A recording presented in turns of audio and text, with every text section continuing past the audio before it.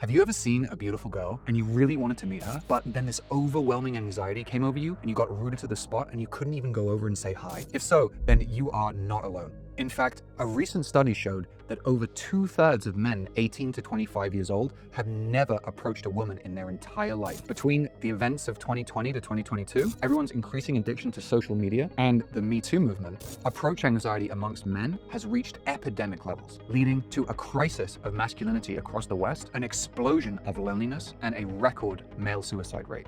So over the next 20 minutes or so, I'm going to do a deep dive on the science behind why you have approach anxiety and how to massively reduce, if not eliminate it permanently. As crazy as it might sound, what I'm about to share with you has successfully cured hundreds of cases of severe social and approach anxiety, even in guys who had spent years in traditional therapy and gotten nowhere. And no, this is nothing to do with affirmations, positive thinking, manifestation, meditation, taking beta blockers, doing a digital detox, nofap, making more money, becoming higher status, getting ripped in the gym, going on an ayahuasca retreat, healing your trauma, or embarking on some years-long personal development journey. In fact, the entire process to permanently eliminate approach anxiety can take a matter of just hours. I'll explain exactly how that all works in a minute, but first, you have to understand the science behind that. And in order for me to explain the science behind it, you have to hear my embarrassing story of how I discovered it in the first place.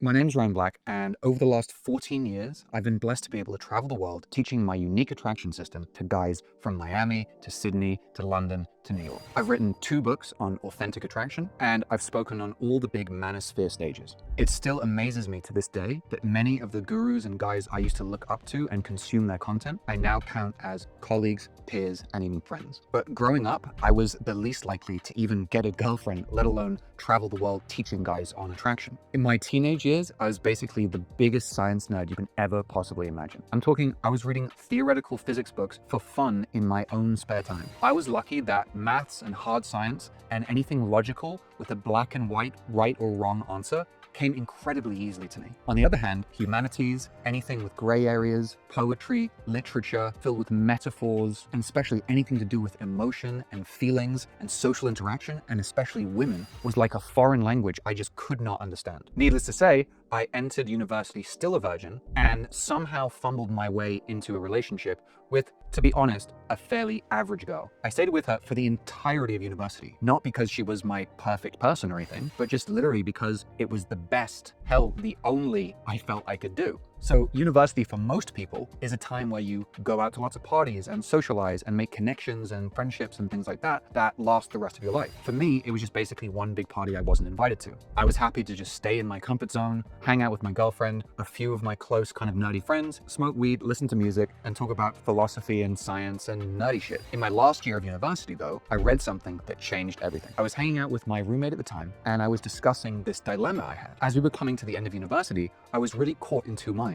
Part of me, in my heart of hearts, knew I was settling. Did I really want to marry the only girl I'd ever slept with and forever wonder, is the grass greener? Could it be possible for me to do better? Find someone who was really cool and really smart and really attractive, who I'd be proud to have as my wife, who would turn heads. The other part of me went, well, you don't have any evidence that any other girl in the world will ever be attracted to you. Why would you give up a sure thing and go out and try to find somebody better when you have no ability, no skills, no idea how to even do that? And that's when my friend said, I have the solution for you. He walked out of the room and came back holding a book that looked like a leather-bound Bible. And I was like, I don't know what Jesus has to say about this, but he handed me the book, and it turned out to be a first edition of Neil Strauss's book, The Game. So I remember ripping through the book. In like 2 days, I read the whole thing. I was so excited because in this book, it promised these magical techniques based on science, my favorite thing, that I could use to manipulate women into sleeping with me, regardless of how unattractive, nerdy, awkward, and lame I felt I was. It seemed like the perfect thing. And even better, my friend who gave me the book told me there's a party coming up just a few doors down from us a few days later. So I was like, this is perfect. We can do the stuff in the book. And oh my God, I was so excited. I remember we walked into that party and me and him started talking to this girl. She said something like, are we in this frat that we didn't like? And so we looked at each other because we were like, oh, we can use one of the techniques from the book, right? The girl says something you don't like, you do this thing where you pretend as if you're gonna walk away. And so we sort of looked at each other like, oh, let's do the thing. So we did the thing as if we were gonna walk away. And then this girl goes, no, come back. And I was like, oh my God, it's working. Because nothing like that had ever happened in my entire life. I'd never had an attractive girl actually express any kind of interest in me. Crazy still, just like 20 minutes into that party, I remember being surrounded by a group of like 6 attractive women, all looking at me, all smiling, all wanting to hear what I had to say. I was in heaven. Nothing like this had ever happened to me in my entire life. And so from that point forward, I was convinced this was the answer. If I learn all these techniques and do them just the way all the pickup artists say, then I will finally have control over women's reactions to me. I will finally be able to get women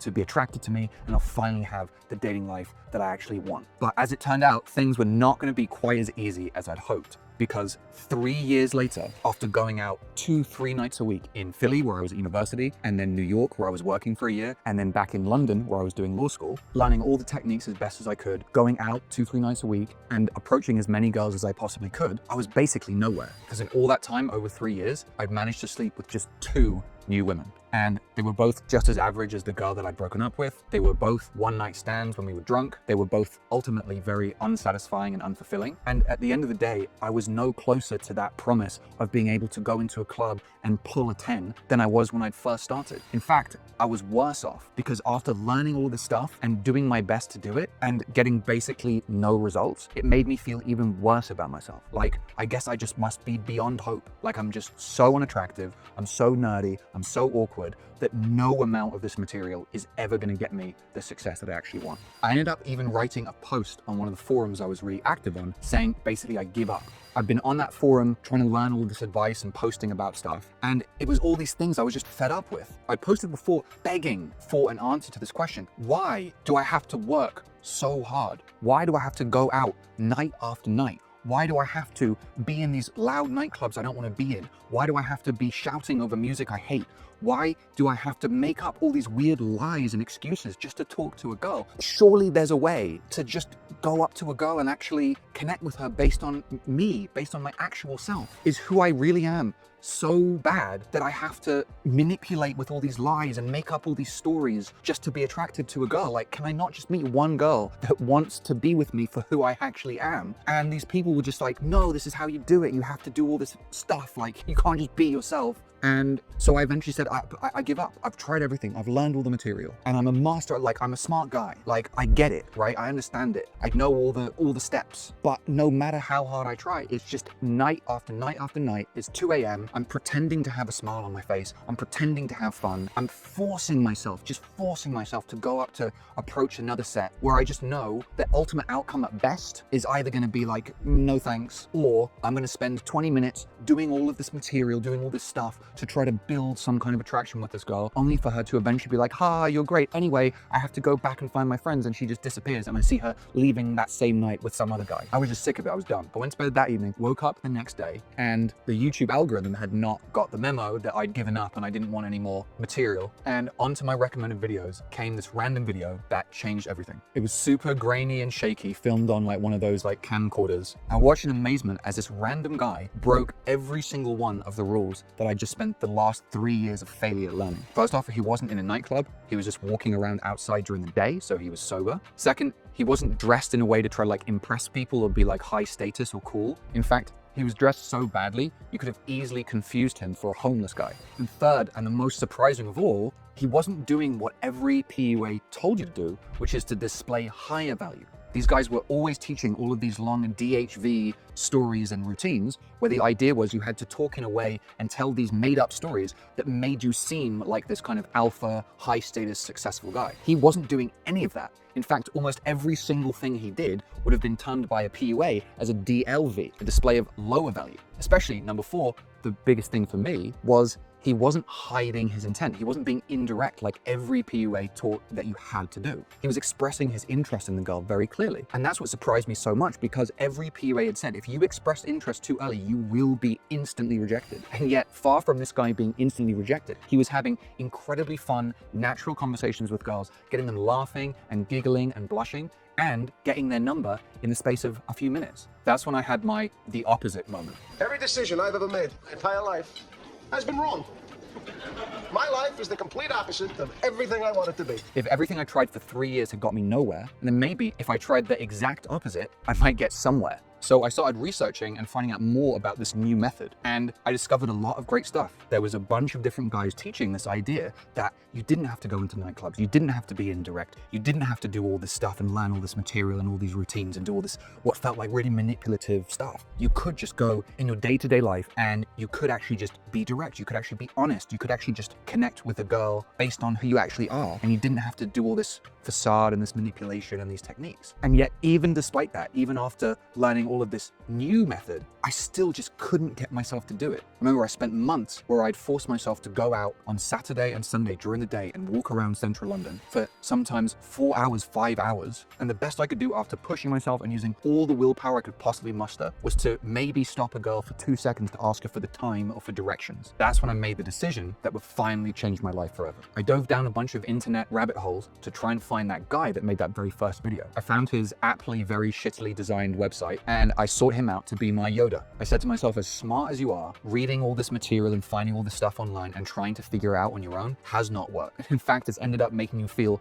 even worse about yourself. Maybe it's time to just find someone who seems like they know what they're doing and get them to show you exactly what you need to do to start getting results. So I wired him the entirety of what I had sitting in an old savings account that was earning me like 0.25% of interest a year and signed up to his program. At the time, my expectation was basically this. The worst case would be I'll at least have fun hanging out with a guy that obviously has a sense of humor and bring a bit more enjoyment back into meeting women, which for the last few years had been literally like a second job. It had stopped being fun and in fact had just been a miserable slog of months and months of going out with nothing to show for it. So I was like, at least I'll have some fun with this guy. At best, I hope that maybe he'd be able to look at what I was doing and see the glaring and obvious errors I was making that was causing my lack of results. Maybe at best, if he gave me some new material, got rid of those glaring errors, then if I kept working at it for another year or so, I might start to see some results. And that's not what happened at all. I arrived on that course very nervous. I had a lifetime of social anxiety and many years of very negative reference experiences with women. I've grown up in a very repressive culture where literally you're looked at like a completely insane weirdo if you try and talk to somebody that you don't already know. I avoided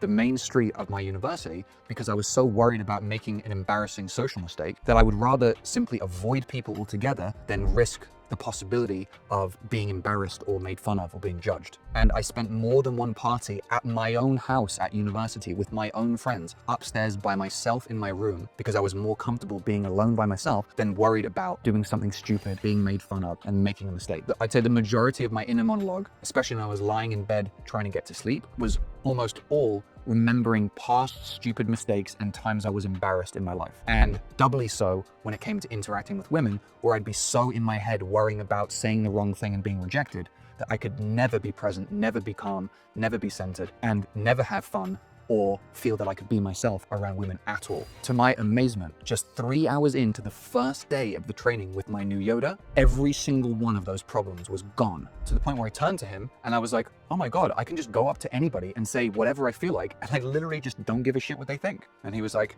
yep. Crazy still, that wasn't some temporary thing, like going to a Tony Robbins event, jumping up and down, feeling motivated, but then come Monday morning, all of that motivation and all of that energy seems to have vanished. This was a core shift in beliefs that never went away. And it literally installed complete social freedom in me. By the end of that first day, I was walking up to girls that before I would have been too intimidated to even make eye contact with in a nightclub. I was walking over, not worrying about scripting what I was about to say, just saying the most random stuff, like literally whatever random joke came to mind, and having them laughing and eating out of the palm of my hand and exchanging numbers with them within a couple of minutes. Over the next few weeks, I just continued to have conversations with girls as I walked to work, as I grabbed a coffee, as I went to the gym. And pretty soon, without even trying, I was dating 3 different girlfriends at the same time. A few months after that, I maxed out at 5 model quality girlfriends, all of whom I dated simply as a byproduct of just going around living my life and expressing myself authentically. I was so blown away by how rapid and how easy this transformation was that I went back to my Yoda and I said, I want to come work for you. I have to just tell more guys that this is possible for them, because I knew exactly how difficult and frustrating and lonely it can feel when you're in that place of scarcity with women and you just don't know how to get out of it. I thought, wouldn't it be an incredibly fulfilling life to be able to help even one guy shortcut past the years of self-doubt and anxiety and frustration that I used to feel, and get straight to the incredible abundance and results that I now knew were possible. Those exact experiences and that process and those mindset shifts that he showed me is exactly what I've spent the last 14 years honing and optimizing and shown thousands of other guys around the world. And I'll explain exactly what it is and how it works in a second. I actually started posting on a lot of those same forums that I used to try and get advice from and try to figure out what I was doing wrong.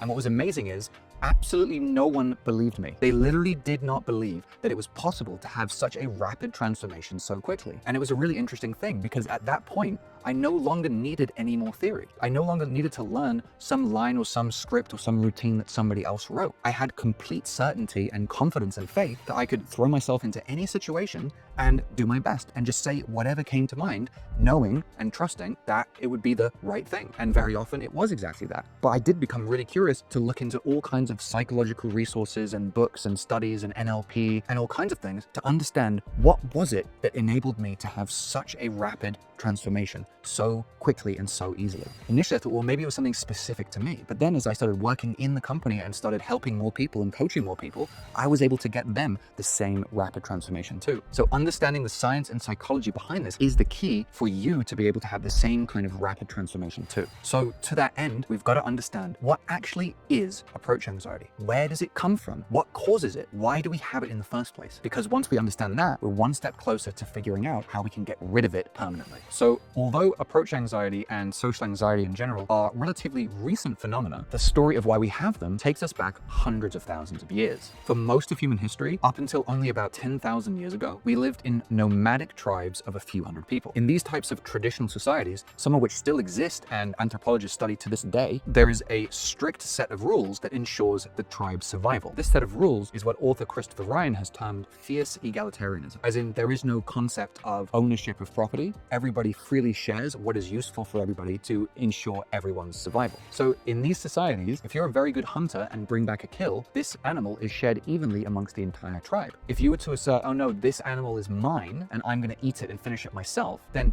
not only would you be being a selfish dick, but you'd also be threatening the entire rest of the tribe's survival. So the punishment for breaking social rules like that and being judged negatively by your entire tribe would be ostracism, the oldest recorded punishment in human history. Now, if you were a good hunter, you may be able to survive on your own, but you certainly wouldn't procreate. So to our genes, we come hardwired with the belief that to be judged negatively by the people around us equals ostracism, which equals death. This is why when we see that girl we find attractive and we want to go talk to her, but then we look around and we wonder, oh, what if she rejects me? What if people see me being rejected? What if they view me as being creepy? What if I get arrested for sexual harassment? And these thoughts and these worries about what might happen create this feeling in us that feels exactly the same as if we're under imminent threat of physical attack. Because to our hardwiring, this is a life or death situation. If we get it wrong, we could be ostracized and we could die, or at least not procreate, which to our genes is the same as death. This is exactly why on many surveys, the fear of public speaking is often rated number 1 above number 2, the fear of death itself. To drive home this point, consider these two scenarios. You're given two choices of which girl to approach. Option A, there's a girl that you like and you've heard that she's expressed some interest in you through mutual friends. She's at a party with other mutual friends around her and you have a 50-50, a coin flip, whether or not she's going to reciprocate your interest and want to go out with you. The issue though is if you do make a move, it will be in front of other people, and if she rejects you, other people will see. So that's option 1. You've got a 50-50, but in front of other people. Option B, she's by herself, she's totally alone. If she rejects you, no one will ever find out. However, you've only got a 5% chance that she's going to like you back. Which one do you choose? Just based on pure mathematics and statistics, it would make sense to go with the 50-50. But most guys would choose the latter option where they only have a 5% chance because the underlying fear is not rejection itself, it's other people judging you. And so what are the physiological effects of this? So we have this fear of other people judging us. When we're in a situation where we might be judged, then suddenly we start to experience these feelings, right? It becomes a life or death situation. So what happens is we get triggered into what's called the sympathetic nervous system activation, or commonly known as fight or flight. And in the fight or flight reaction, what happens is the blood actually drains away from the area of the brain called the prefrontal cortex. The prefrontal cortex is the area responsible for advanced logic, processing, analysis, and language.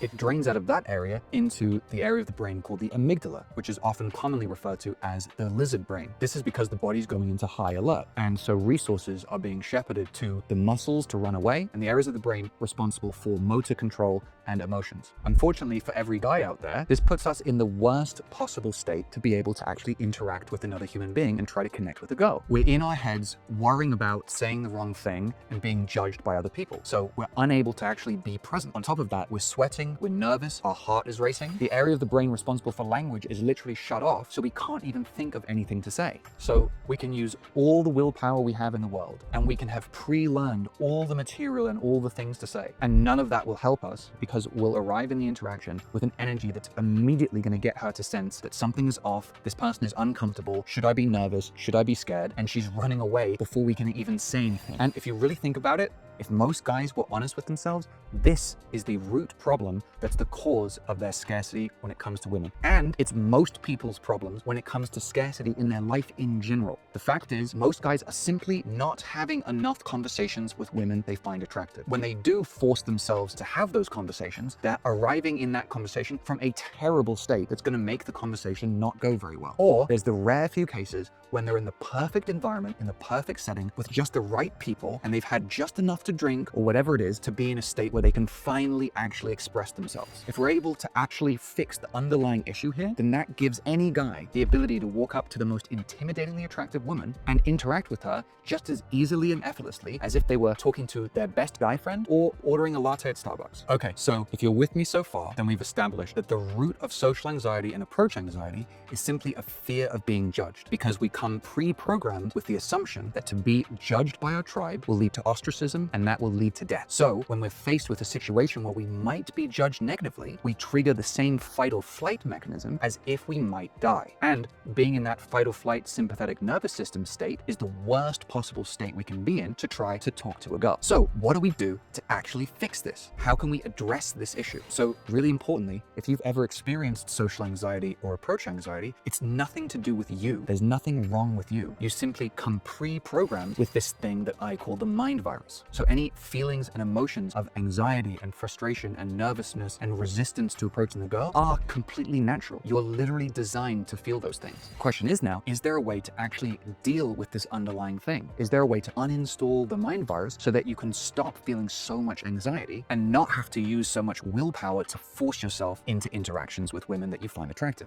The answer is yes. So step one, we've got to understand where approach anxiety actually comes from. We've done that. Step two, we have to analyze the underlying beliefs and assumptions we're making that are causing the approach anxiety in the first place. And then step three, if we can do some behaviors that give us some new reference experiences, then we can shift those beliefs towards more empowering beliefs that can help reduce the approach anxiety. So that's what we're going to talk about next. So number two, what are these beliefs and assumptions that are causing approach anxiety? And beliefs is a really important thing that could be the subject of an entire course on its own. But here's a great example that illustrates why they're so important. Up until the 1920s, it was considered impossible for a human being to run a mile in less than 4 minutes. That was until a guy called Roger Bannister broke that record. Then, within a year, 3 more people broke that same record. So what changed? Did humans' physical bodies suddenly massively shift over the course of a year? Did those runners in some way gain more skills? Did those 3 other runners suddenly start working 10 times as hard that year? No. All that happened was one guy did something that people thought was impossible, and from then on, everybody's beliefs changed to the fact that it is possible. And many people in other industries talk about their Roger Bannister story, where a particular person in their industry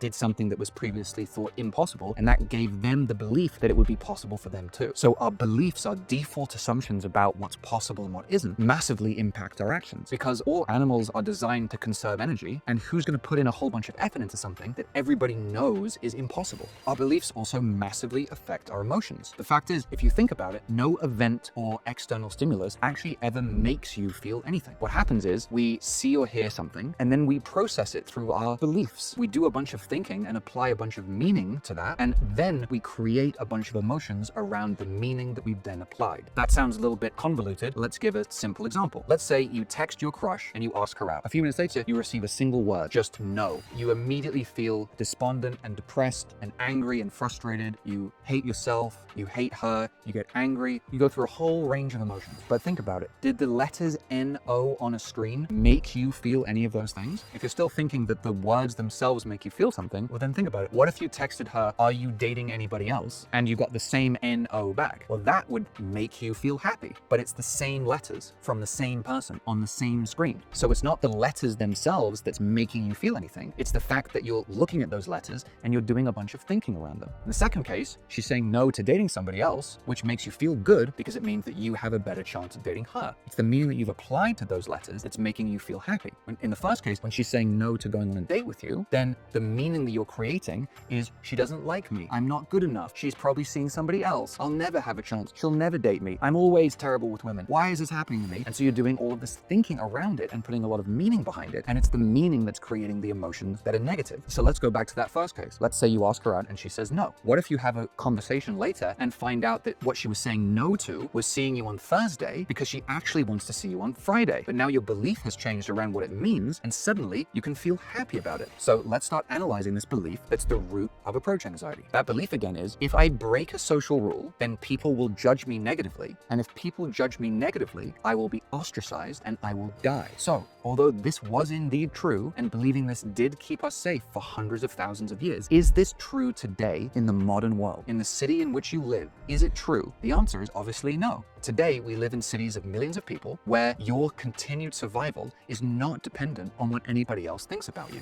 Millions of people in your city could judge you. It could be true, in the worst possible case, in today's modern society, all 1 million people in your city could hate you, and you would still be able to live in that city and you wouldn't be ostracized from it. Even if you felt ostracized by all those people and decided to move of your own volition to a new city, being ostracized then wouldn't kill you, because anybody's allowed to walk into a grocery store and buy food, regardless of what anybody else thinks about them. Next part, these social rules that we have in modern society, are they intimately connected to our survival? Ostracism aside, is there even any consequence at all to breaking them? Again, the answer is no. Of course, there are some rules we have in society that actually have laws and consequences for breaking them, right? There's laws against murder and stealing and stuff like that. But that's not what we're talking about here. That's not what you want to do, right? You just want to meet somebody or have a conversation. Do any of the social rules of being polite or respectful or what's considered weird or inappropriate, do any of those things have actual laws and any consequences? Again, the answer is no. There is no fashion police that if you break some fashion rule is going to imprison you. In the same way, there's no politeness police, there's no morality police in the Western world. There's no actual consequences for stepping outside of a social rule and doing something a little bit different, a little bit unusual, a little bit maybe weird. In fact, I would argue that the vast majority of the social rules that we now unquestionably adopt and unconsciously follow along with are mostly either arbitrary or actually, far from being designed for our benefit and to keep us safe, are actually actively preventing us from living the best, most authentic, most self-actualized life we possibly can, right? So for example, in one society, we shake hands with our right hand. In other societies, we don't touch at all and we bow. In some societies, we kiss twice on the cheek. In some societies, we kiss once. In some societies, we don't touch at all. These are fundamentally completely arbitrary decisions that were made thousands of years ago and just unconsciously and uncritically adopted by people. Did they particularly have an effect on our survival one way or another? Worse still, there's other rules that are not only just completely arbitrary and random, but actually they were designed by other people hundreds of years ago for those people's benefits and are actively hindering us. One great example of that is compulsory education. So far from a way to make sure that the populace was well educated and able to succeed in life, compulsory education across Europe and the United States was designed specifically with the intent to create docile, obedient factory workers who were willing to clock in at 9 a.m. and clock out at 5 p.m. and not ask questions and do what they're told.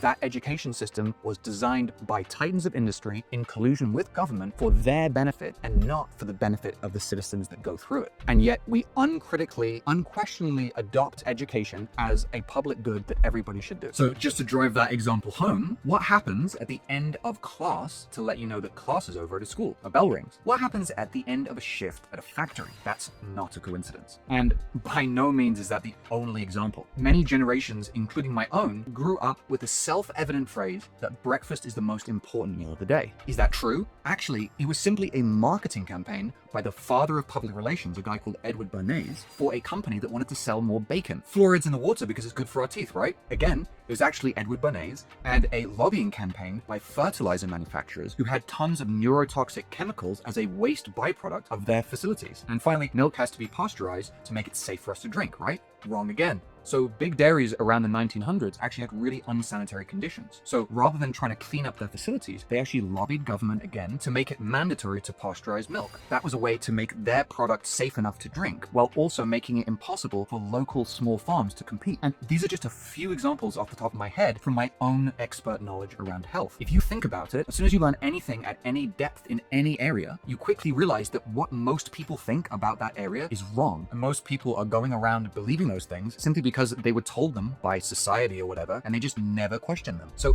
here's the crazy thing about all this. Most of us are living most of our lives based on a bunch of rules created by other people who've been dead for hundreds or thousands of years for their benefit. Or at best, those rules are just a totally arbitrary holdover from hundreds of years ago when someone made a random decision. And we continue to suppress ourselves and follow those rules unquestioningly, even when those rules don't even benefit us or even actively hurt us or prevent us from getting what we truly want. And we're following these rules despite the fact that there's no gun to our head and no consequence whatsoever for not following them. Just this realization can already be incredibly liberating. As Carl Jung famously said, if we fail to make the unconscious conscious, it will rule our lives and we'll call it fate. We're becoming aware. So by becoming aware of this unconscious force, this mind virus that's controlling us, we can become more aware and therefore more liberated. Because now you can decide, is following this rule actually serving me? Is following this rule helping me get closer to my goals? If it's not, then you can decide, well, if there's no consequence for breaking it, and if I'm certainly not hurting anybody by doing so, then I'm going to choose to not follow this rule, even if everybody else is telling me to, and I'm going to instead break that rule and do what is going to fulfill me and make me happy and serve me and help me get closer to my goals. And this is a huge first step towards self-actualization. Now, if only things were as easy as that, because let's say you totally buy into everything I'm saying and you're like, yes,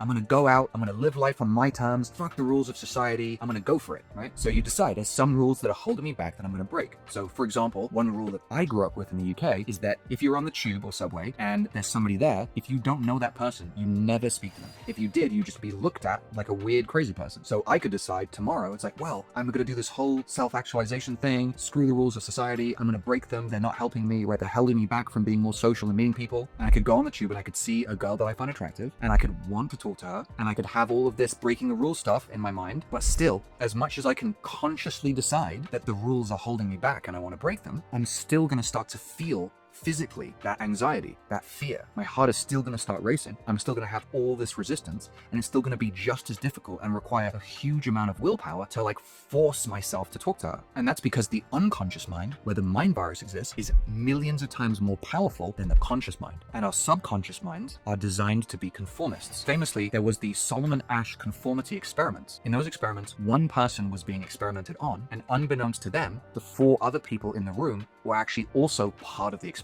This group of 5 people were shown lines of varying lengths, and they were all asked, are these lines the same or are they different? But what happened was the subject of the experiment would go lost, and so they would have 4 other people say those lines are the same or those lines are different before they went. So every so often, those people would see a line that was clearly different and yet would say it's the same. And because 4 people all said it was the same, the subject of the experiment very often would say it was the same too. They would ignore the reality that was right in front of their eyes, because subconsciously we are wired to care more about what those other people think than even the evidence of our own 2 eyes. And that shows how we're willing to ignore the evidence in our conscious awareness for the sake of fitting in with the group and avoid being judged negatively by our tribe, which is that mind virus again, keeping us safe from being ostracized and dying. And this is one of the main reasons why a lot of personal development, from doing affirmations to setting SMART goals to traditional talk therapy, simply does not get the results that most people want. Because you can consciously decide and write down with tons of the best intentions that you're going to hit that specific income goal by that specific date. You can shout at the top of your lungs 100 times a day into the mirror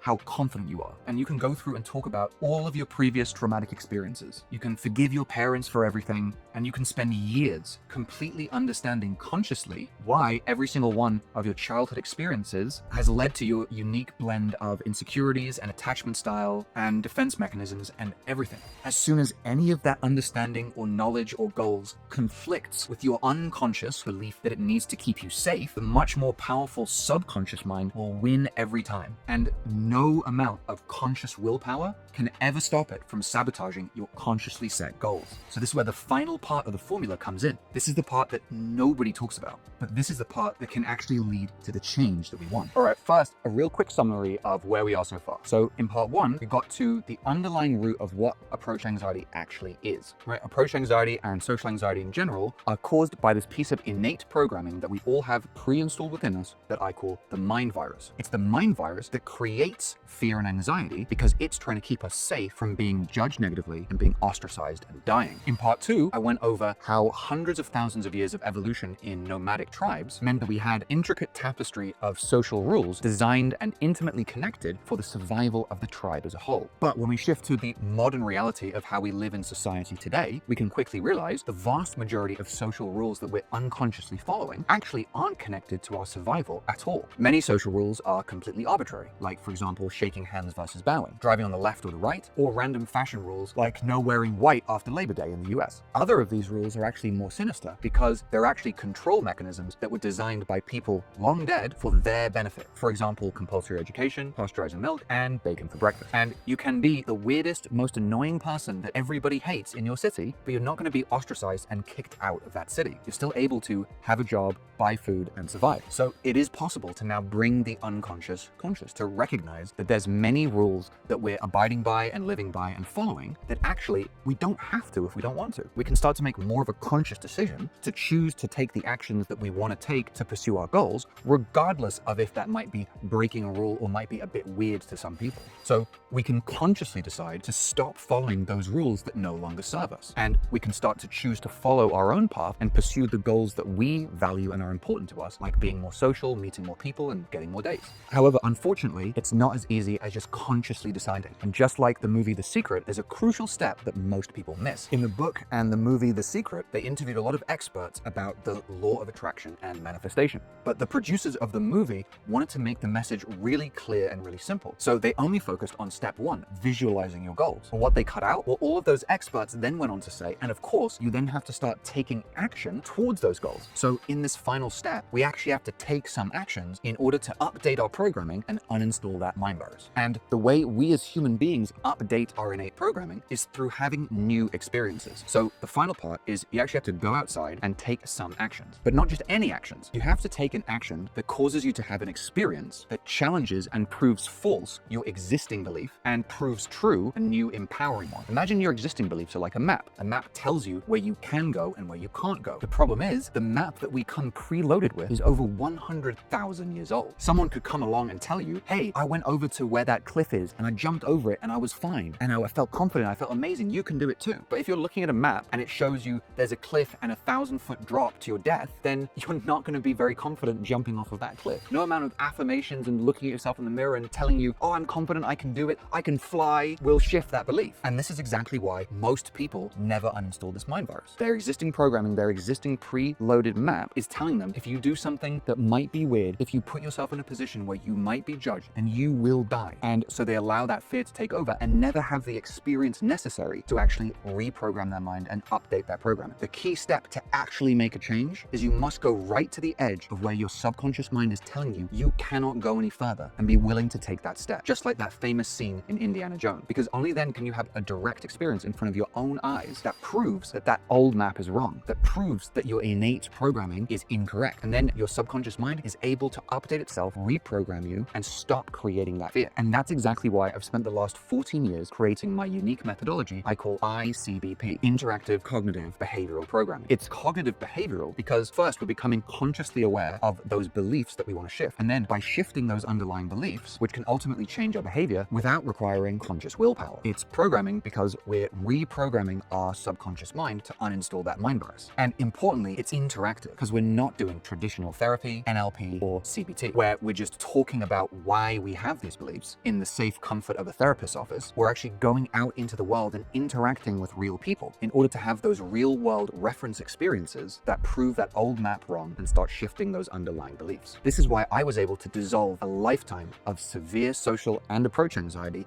in a matter of a few hours, and how I've helped thousands of clients do the same. Think of it this way. Right now, there's a new behavior that you really want to start doing. You want to start more conversations, you want to talk to more women, you want to get more phone numbers, you want to go on more dates. But it seems like no amount of willpower can push you through the fear to get you to actually do it. Instead, you keep engaging in the same type of behavior you've been doing forever. Staying in your comfort zone, psyching yourself out, doing nothing, and retreating to the safe comfort of your phone, right? Now you know the thing that's stopping you is this one belief, this mind virus, which is saying you must stay safe and not risk being judged negatively because then you'll die. So one way to change behavior is the way that lots of people talk about and assume is the only way. The brute force way that a lot of people say takes 10,000 hours of repetition. If you've ever learned a musical instrument or a martial art or any kind of unique special technical skill, this is pretty much the only way to do it because we have to wire brand new neurons to build a new capability that we don't already come pre-programmed with. This approach requires a lot of willpower over years and years. And when it came to improving my dating life, it's the approach that I used for 3 years, forcing myself to go out to nightclubs and pushing myself to approach, often with the help of alcohol, hoping that gradually desensitize myself to the fear through a kind of exposure therapy. Only thing was, 3 years later, I still suffered from just as much approach anxiety as when I'd started. The problem is, something like exposure therapy is for things that you perceive as dangerous. So it's actually reinforcing that underlying belief of the mind virus that approaching a woman is some kind of life or death situation. But here's the really cool thing about social interaction. It's not a special, unique skill or capability like learning piano or jiu-jitsu. The ability to connect with another human being is something that we already come pre-programmed to be able to do. Think about it. Do you ever worry about running out of things to say or have approach anxiety when you're talking to your best guy friend? No, of course not. Around your guy friends and people that you're already friends with and people that you already trust, you can actually express your authentic self. You can actually be social. You can make jokes. You can be interesting. You can be funny. You can easily connect with people in that circumstance because you're not afraid of them judging you. So talking to a girl and getting her number does not require you to spend 10,000 hours of brute force learning some special new skill or gaining something more that you're lacking, like more confidence or more game. It's actually just about getting rid of the thing that's suppressing you and stopping you, which brings me to the second way. The first is the 10,000 hours brute force way. The second way, which ICBP is based around, says instead of brute forcing 10,000 hours worth of new neural connections with a lot of willpower and a lot of time, why don't we simply cut away the suppression mechanism that's stopping our innate natural ability to make connections in the first place, i.e. uninstall that mind virus. If we can just prove to our subconscious mind beyond a question of a doubt that being judged does not lead to death, well, then you'd be able to walk up to the most intimidatingly attractive woman and ask her out as easily as ordering a coffee or asking your best friend Dave if he wants to hang out later. This is the way I've been able to create massive change almost instantaneously. And if that sounds crazy, well, let me ask you this. There was a time when you believed in Santa Claus, right? And with the existence of Santa being an underlying belief or assumption, you took a bunch of actions that were consistent with that, right? So you'd write a letter to Santa. You'd put milk and cookies out for him on Christmas Eve. And around Christmas time, you'd start trying to be good so you didn't end up on his naughty list. Then one day, there was a pivotal moment where you learned the truth. Santa Claus doesn't actually exist. Now, my question to you is this. Once you learned the truth, once you were confronted with that new evidence that he doesn't in fact exist, did you need then to exert 10,000 hours of brute force willpower to stop yourself from writing letters to Santa? Did you have to spend years in therapy going back through childhood experiences and trauma to try to figure out why you can't stop yourself putting out milk and cookies every December 24th? You got some new evidence that an underlying belief was false. And so all the emotions and all the behaviors that were tied to that previous belief just